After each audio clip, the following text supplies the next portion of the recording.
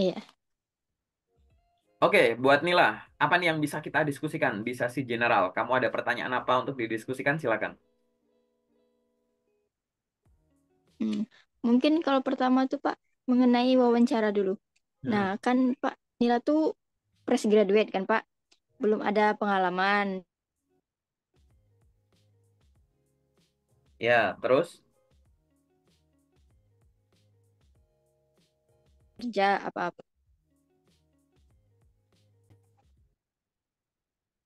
Oke, Nila, mungkin pertanyaannya bisa diulang. Sorry, sinyal error barusan. Iya Pak. Kan untuk wawancara nih Pak, kan pasti ditanya pas awal coba perkenalan diri. Sedangkan ini pengalaman aja belum ada, terus organisasi nggak ikut. Kira-kira untuk menunjang buat perkenalan itu gimana ya Pak? Yang bagusnya diberikan. Iya, Misalnya oke. untuk ke customer service Pak. Posisinya untuk customer service, posisinya. Iya, iya.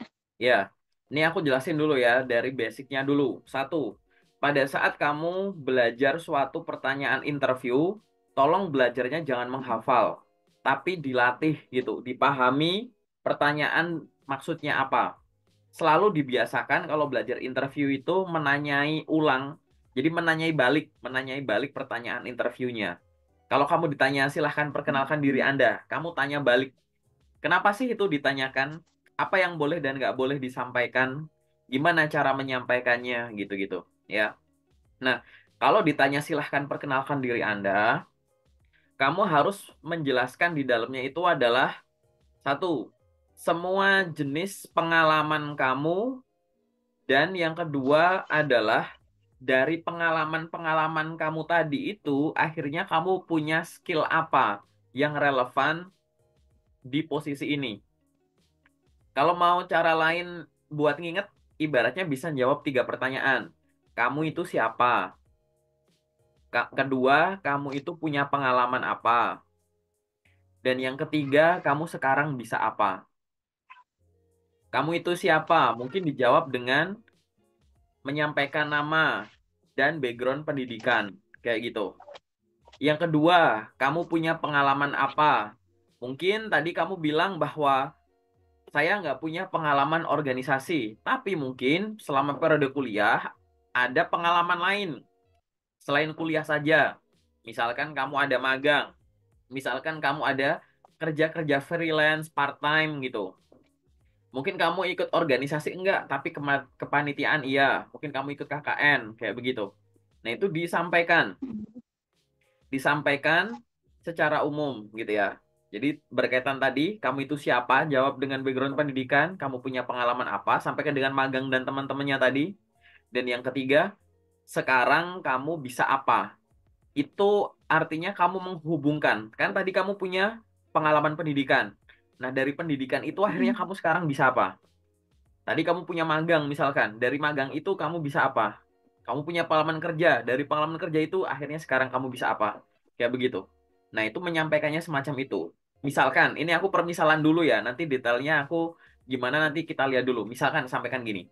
Perkenalkan nama saya adalah Nila Lestari. Saya merupakan lulusan. Sebut tingkatnya. S1. Apa misalkan. Kamu jurusan apa?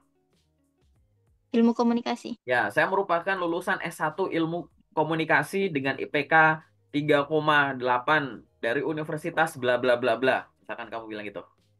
Gitu. Saya memiliki pengalaman magang sebagai bla bla bla bla di perusahaan bla bla bla bla bla. Selain itu, saya juga aktif dalam pekerjaan-pekerjaan yang sifatnya event. Saya pernah menjadi ini di event ini di event ini di event ini. Selain itu, selain saya menempuh pendidikan formal saya juga menyibukkan diri untuk mengambil pendidikan non formal, yaitu mengikuti kursus ini. Itu baru poin nomor dua, kamu punya pengalaman apa? Baru sekarang poin nomor tiga, dari semua pengalaman itu kamu sekarang bisa apa? Dari pengalaman saya tadi, saat ini saya memiliki kemampuan yang baik di bidang komunikasi, meliputi kamu sebut tuh turunan-turunan nama mata kuliahmu tuh, misalkan gitu. Pengetahuan dan pemahaman terkait dengan komunikasi visual. Misalkan kamu sampaikan saja berupa fotografi, videografi, dan lain-lain misalkan. Selain itu, saya juga memiliki kemampuan komunikasi yang baik menggunakan bahasa Indonesia, bahasa Inggris, dan bahasa Mandarin. Saya juga mampu untuk mendesain ini, desain itu menggunakan software ini. Saya sangat tertarik untuk dapat bekerja menjadi seorang customer service. Dari pengalaman-pengalaman saya tadi, yang dimana saya diberikan banyak kesempatan untuk mengasah dan menumbuhkan kemampuan komunikasi saya ingin menerapkan apa yang sudah saya pelajari tadi di pendidikan formal dan non-formal saya di dunia nyata saat saya diberikan kepercayaan untuk menjadi seorang customer service di perusahaan ini. Misalkan kamu endingnya kayak begitu, terserah mau kayak gimana. Intinya kamu ada 3 poin tadi. Kamu itu siapa? Kamu punya pengalaman apa? Sekarang kamu bisa apa? Intinya itu dulu. Nggak usah fokus terkait dengan, oke, nggak masalah kalau kamu nggak ada organisasi. Tapi kan kamu ada kegiatan yang lain, Mm. gitu. Nggak mungkin nggak dong, gitu. Coba dilihat di situ. Kamu punya pengalaman apa tuh artinya adalah organisasi ya tadi. Cuma salah satu aja gitu. Kita tahu misalkan tadi kamu bilang, saya merupakan lulusan S1 ini. Oke, pendidikan. Tapi kan kamu juga harus menyampaikan bahwa ini loh, saya tidak hanya sibuk untuk pendidikan formal saya, gitu. Di luar kegiatan pendidikan formal saya ada kegiatan lain. Barangkali tadi satu, mungkin ada pendidikan non formal. Kamu ada kursus, training, Mm-mm. pelatihan ini itu sebut. Yang kedua magang, gitu. Magang di mana-mana sebut. Kepanitiaan mungkin atau volunteer apa atau kamu punya bisnis pribadi gitu. Perkenalkan, nama saya Nila Lestari, saya merupakan lulusan S1 Komunikasi dengan IPK sekian dari universitas ini. Saya memiliki pengalaman magang selama 6 bulan di perusahaan ini. Di sana saya bertanggung jawab untuk melakukan A, B, C, D, E. Selain itu, saya juga memiliki bisnis pribadi yang saya lakukan, yaitu dengan berjualan hijab secara online di sosial media saya, yaitu di Instagram dan TikTok, serta di marketplace, yaitu di Shopee, Blibli, dan Tokopedia. Dari pengalaman-pengalaman saya tadi, saya belajar terkait dengan kemampuan komunikasi. Saya mendalami teori komunikasi di universitas, di mana di sana saya memperoleh predikat cum laude, misalkan gitu, yang kamu sampaikan tadi. Di sana saya belajar terkait dengan ini. Selain itu, saya juga familiar dengan, atau selain itu, saya juga memiliki kemampuan di bidang administrasi berupa ini. Saya juga memiliki kemampuan komunikasi yang baik menggunakan software ini. Selain secara verbal, saya juga memiliki kemampuan komunikasi secara visual. Saya terbiasa untuk membuat desain logo atau bikin poster, bikin video ini yang memang saya dalami selama saya kuliah.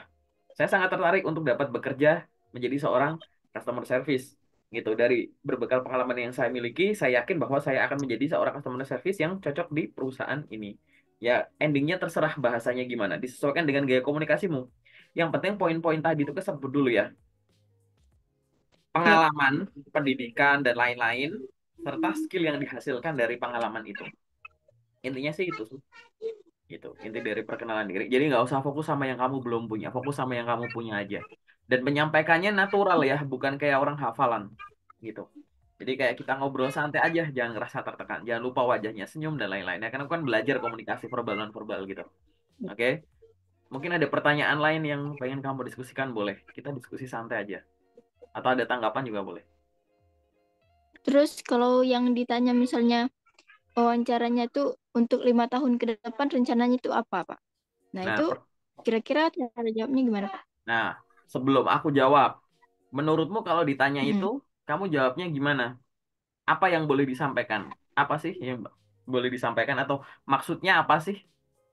Kenapa itu ditanyakan? Lalu apa yang harus disampaikan, yang boleh disampaikan? Kira-kira apa coba? Kira-kira. Itu mungkin menurut aku, Pak, biar mengetahui mereka tuh tujuan kita ke depannya tuh gimana. Terus, apakah bisa berkontribusi di perusahaan ini? Apakah kan mereka juga nggak mungkin mendapatkan pesaing dari kita misalnya, Pak, gitu. Terus aku juga jawabnya tuh ini apa? Kemarin tuh jawabnya 5 tahun ke depan miliki bisnis pribadi. Yang terus karir. Nah, 1 tahun sampai 2 tahun pertama tuh mengembangkan karir bidang pekerjaan ini, Pak. Itu kejawab. Terus 3 tahun sampai 5 tahun ke depannya, jadi kan sudah ada basic dari 1 sampai 2 tahun ini. Jadi kemungkinan saya bisa naik jenjang karir lebih baik, Pak. Gitu.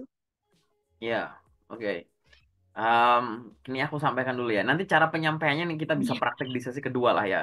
Tapi sebenarnya dari poin-poinnya Mm. itu kamu udah paham. Cuman aku pengen eh, nyampaikan sudut pandangku ya. Jadi benar bahwa kalau ditanya apa rencana berapa tahun ke depan, itu artinya adalah apakah kamu datang ke sini melamar di perusahaan ini itu cuma modal pengen doang atau memang serius, memang antusias kayak gitu. Yang kedua, apakah kamu bisa membayangkan berapa tahun ke depan mau gimana? Kalau orang bisa membayangkan nanti mau ngapain, artinya kan dia punya target di sini, targetnya jangka panjang gitu. Jadi biar nggak kelihatan, jangan sampai sejak awal belum masuk aja, ini orang udah ada tanda-tanda mau resign gitu. Kalau yang tadi yang pertama ini orang ada tanda-tanda cuma iseng doang nih ngelamar di sini. Nah sekarang juga ini juga bisa dinilai. Jangan sampai belum masuk udah ada tanda-tanda kamu mau resign. Artinya dalam jangka waktu 5 tahun atau berapa tahun ke depan, apakah kita si pelamar kamu dan perusahaan itu punya tujuan yang sama, pengen tumbuh besar bareng di bawah naungan perusahaan ini. Kayak begitu. Jadi benar kalau tadi kamu menyampaikan bahwa poin-poinnya apa sih gitu. Satu, ada pertumbuhan pengetahuan dan pengalaman, ya kan? Itu poinnya udah kamu sampaikan. Yang kedua, adanya kepercayaan yang tumbuh juga dengan makin lama kamu bekerja di perusahaan ini, pengalaman dan pengetahuanmu makin meningkat dan kamu punya target tertentu dan harapan agar saya diberikan tanggung jawab lebih untuk naik jabatan gitu ya. Diberikan tanggung jawab untuk memegang tanggung jawab yang lebih besar kayak begitu. Nah, terlepas itu, yang hal-hal yang sifatnya pribadi, ibaratnya nanti kau pengen ada bisnis inilah, kamu ada inilah gitu, nggak perlu disebut gitu. Kalau pada saat di interview ini kamu menyampaikan itu, misalkan saya ingin nanti ada bisnis pribadi, balik balik lagi ini orang cepat lambat bakal resign gitu. Karena tujuan utama dia bukan di sini, karena dia targetnya tuh nanti ada bisnis pribadi tadi, gitu kan aneh. Bisnis pribadi itu kan semua yang ditanyakan oleh perusahaan itu berusaha mencocokkan kamu dengan perusahaan, gitu. Jadi info-info yang sebenarnya nggak penting ya tadi jangan sampai disampaikan malah jadi mengkhawatirkan gitu. Oh ini nanti dia ada ini, wah ini cepat lambat resign nih kayak gitu. Itu udah kelihatan sejak awal gitu. Nah nanti coba dilatih lagi dengan yang cara penyampaianmu tadi sebenarnya udah bagus, tapi yang hal-hal yang sifatnya pribadi, mau akhirnya kamu punya impian jalan-jalan kemana lah, mau ada inilah, mau ada bisnis pribadi lah itu nggak perlu perlu itu. Berfokuslah pada peran kamu kalau diterima jadi CS di sini misalkan gitu. Jadi kamu sampaikan, mungkin dengan bahasa tadi, ini buat sebagai gambaran aja, misalkan, jawabannya misalkan, gitu. Pada saat saya bekerja di perusahaan ini, awal-awal saya bekerja di sini, saya akan berusaha untuk cepat beradaptasi dengan lingkungan. Saya ingin cepat beradaptasi dengan gaya komunikasi dengan rekan-rekan, akrab dengan rekan-rekan, memahami tugas dan tanggung jawab target harian, mingguan, bulanan, sehingga saya bisa mengikuti ritme pekerjaan yang ada. Seiring berjalannya waktu, saya yakin nanti saya memiliki kemampuan dan pengetahuan yang lebih baik. Saya terbiasa melakukan kegiatan operasional setiap hari sambil saya banyak belajar dari teman-teman yang lain. Saya juga bisa belajar dari senior-senior atau atasan. Dari situ saya yakin setelah memasuki tahun pertama, saya akan sudah mulai paham siklus tahunannya. Kemudian masuk tahun kedua, ketiga, saya sudah paham itu siklus tahunannya dan nantinya saat ada di tahun keempat, kelima, saya yakin saya memiliki pengetahuan dan pengalaman yang lebih baik dibandingkan pada saat saya pertama kali bergabung. Di sana saya memiliki target untuk terus memberikan kontribusi positif sambil saya pengalaman dan pengetahuannya saya meningkat. Saya memiliki target agar saya diberikan kepercayaan yang lebih untuk tidak menjadi seorang customer service. Mungkin di situ saya bisa menjadi seorang manajer marketing di perusahaan ini, di mana saya bisa memimpin suatu tim untuk mengejar target marketing di situ, dan di situ saya juga bisa sambil memberikan kontribusi saya sebagai seorang leader, saya juga akan tetap memberikan sharing ilmu kepada rekan-rekan junior yang baru masuk atau teman-teman magang seperti saya dulu saat pertama kali bergabung gitu. Jadi ibaratnya tuh ada keinginan tumbuh, ada keinginan berkembang, ada keinginan diberikan tanggung jawab lebih, tapi kamu apa? Tetap mau berbagi sama junior-junior kayak dulu kamu baru pertama kali masuk. Nah, ini menyenangkan sekali mendengarkan itu begitu. Nah, coba kamu disusun dulu kan, kamu orang komunikasi tuh, bikin narasinya dulu yang indah gitu. Terus habis itu kamu hafalan dulu nggak apa-apa, terus habis itu ngomong biar yang spontan gitu. Kuncinya di situ adalah adanya Iya. pertumbuhan pengetahuan dan pengalaman karena seiring berjalannya waktu. Dari pertumbuhan pengetahuan dan pengalaman, kamu memiliki target agar diberikan tanggung jawab lebih untuk menjadi seorang leader dari orang-orang yang ada. Pada saat kamu sudah menjadi seorang leader, sambil kamu mencari target ke depan, kamu juga tidak segan untuk ngajarin teman-teman junior, karena kamu juga pernah merasakan jadi junior. Itu kan menarik sekali gitu. Nah, itu coba kamu susun. Jadi kita nggak perlu tahu nanti akhirnya kamu pengen punya peternakan ayam kayak pengen punya kebun stroberi kayak itu terserah kamu gitu. Kita nggak butuh tahu itu. Tapi di jawaban itu berfokuslah pada yang kamu dan impact-nya ke perusahaan itu apa, kontribusi ke perusahaan gitu. Oke? Mungkin ada pertanyaan lain yang kamu udah pernah hadapi di interview. Kamu udah pernah sampai interview HR saja atau pernah sampai user juga? Kemarin pernah sampai user. Hmm, Sebenarnya udah pernah kerja, Pak, sebulan.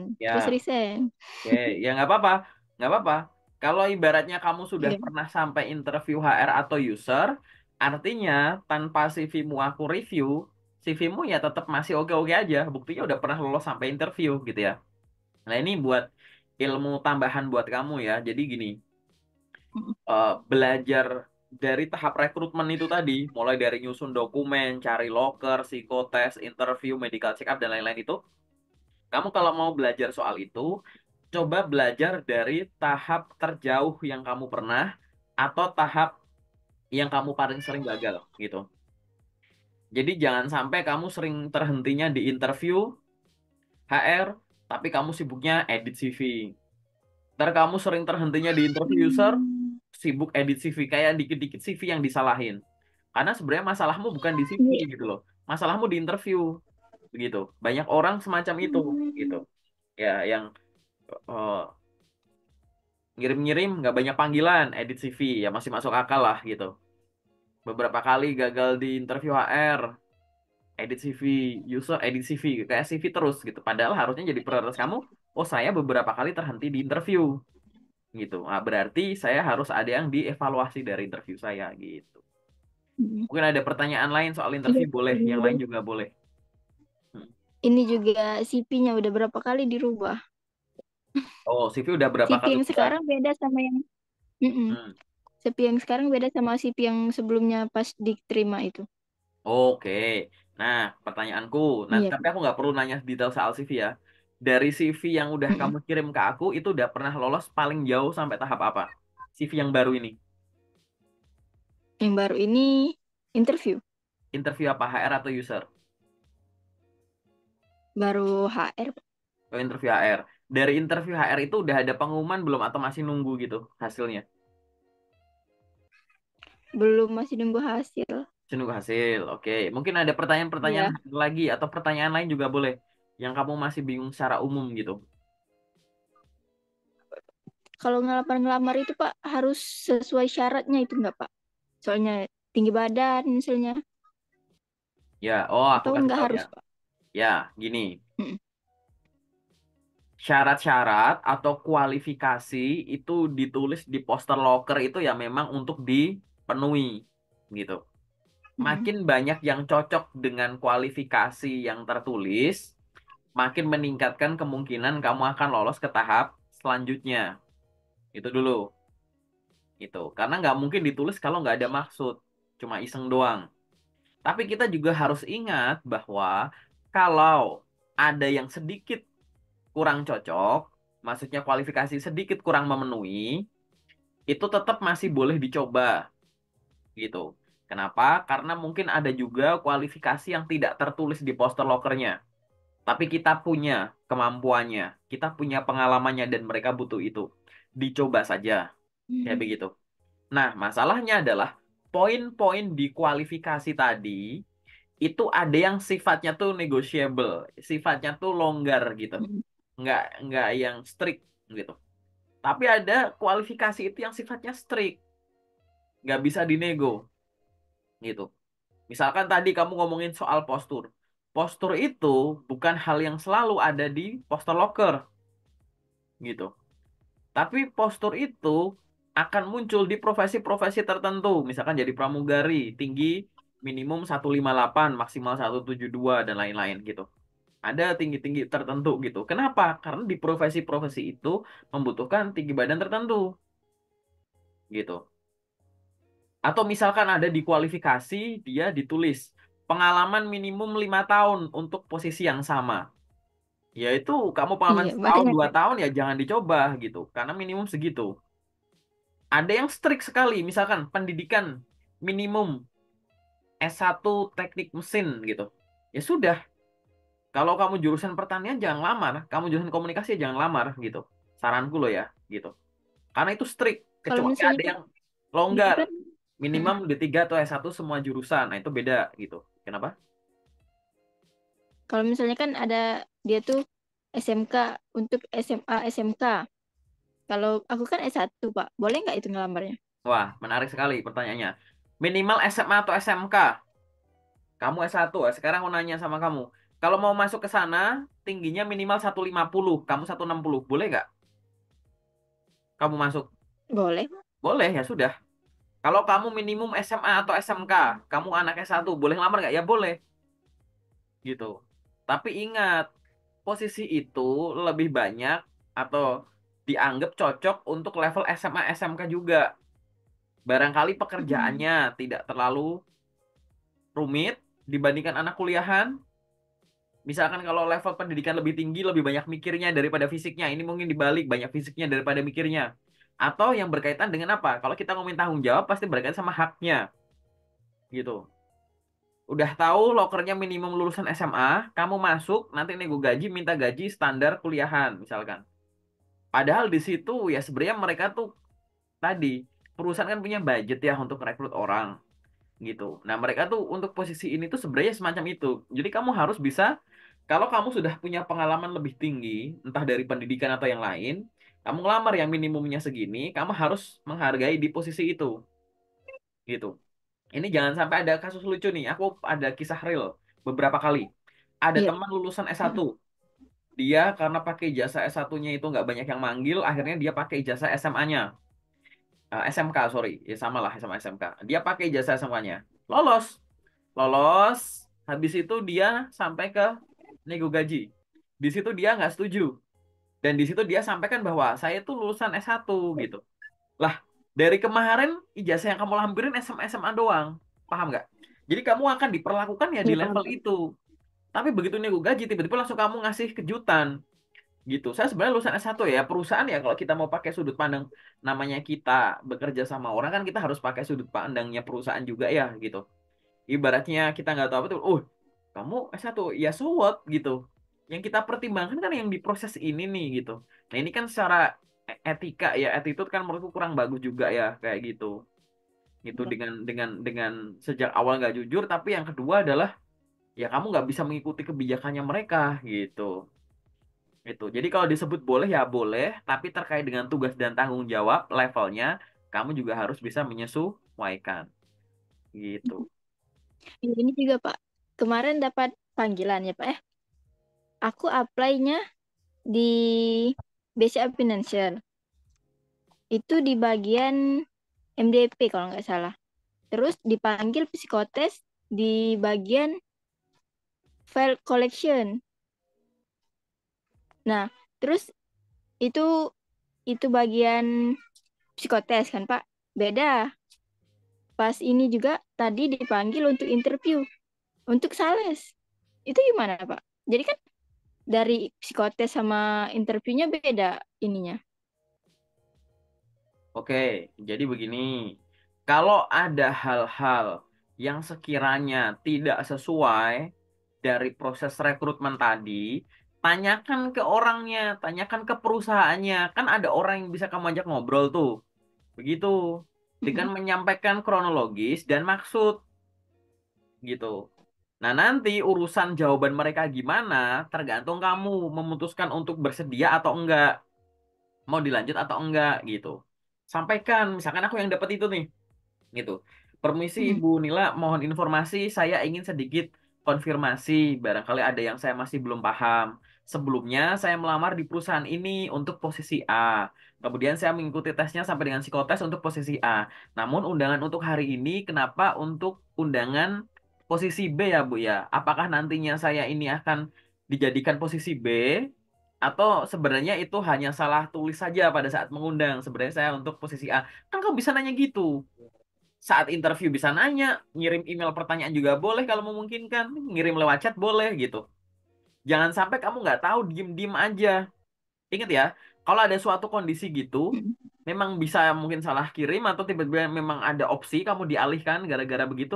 Tapi kalau diem kan artinya setuju, nggak ada penolakan. Gitu. Nah, maksudku tuh itu tanyakan Yes. ke siapa ya, ke perusahaannya. Minta konfirmasi langsung. Begitu. Jadi kamu langsung konfirmasi. Nggak masalah. Gitu. Ini nanti untuk hal-hal yang lain juga harus semacam itu.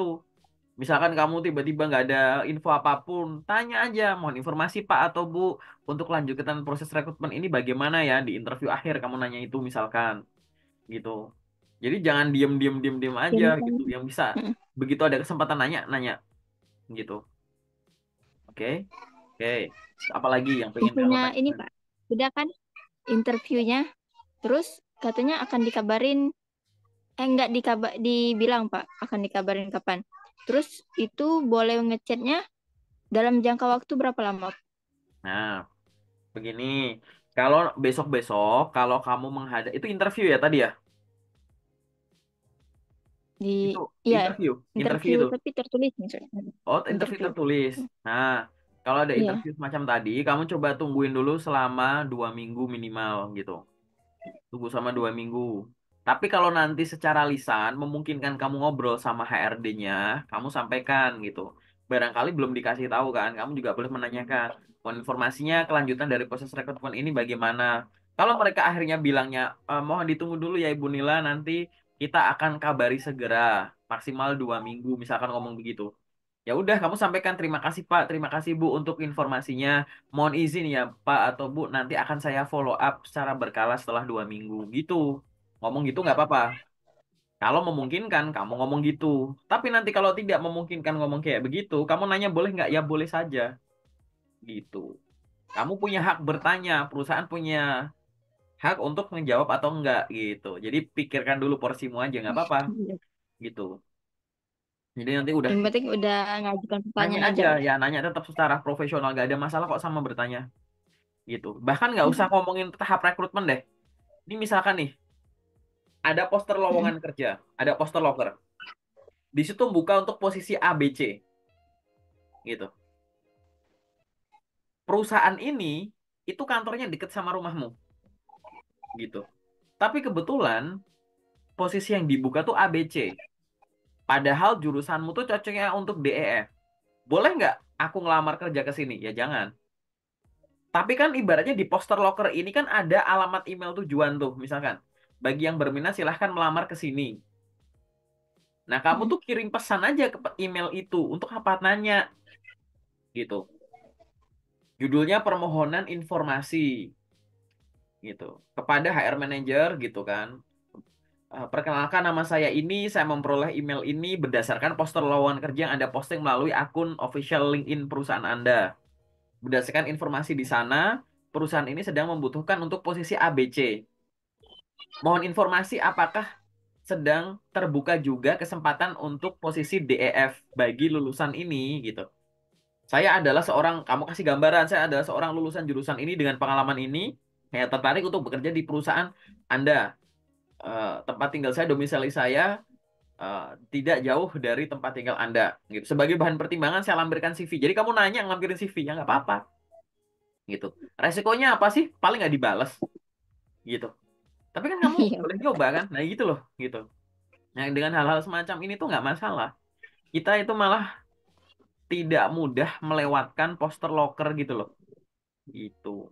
Jadi kalau ada poster, perusahaannya cocok, lokernya nggak cocok, ada emailnya kirim aja. Kalau cocok yang ngirim email sebagai permohonan lamaran kerja, kalau nggak cocok ya permohonan info buat nanya gitu. Mending nanya gitu. Urusan dibalas atau nggak terserah, itu urusannya perusahaan. Kamu pikirin porsimu dulu gitu. porsimu tuh apa sih? Nanya, ngirim lamaran, nah gitu-gitu kan. Ya sudah, gitu ya. Paham ya? Iya, Gitu. Mungkin ada pertanyaan paham, lain Pak. boleh?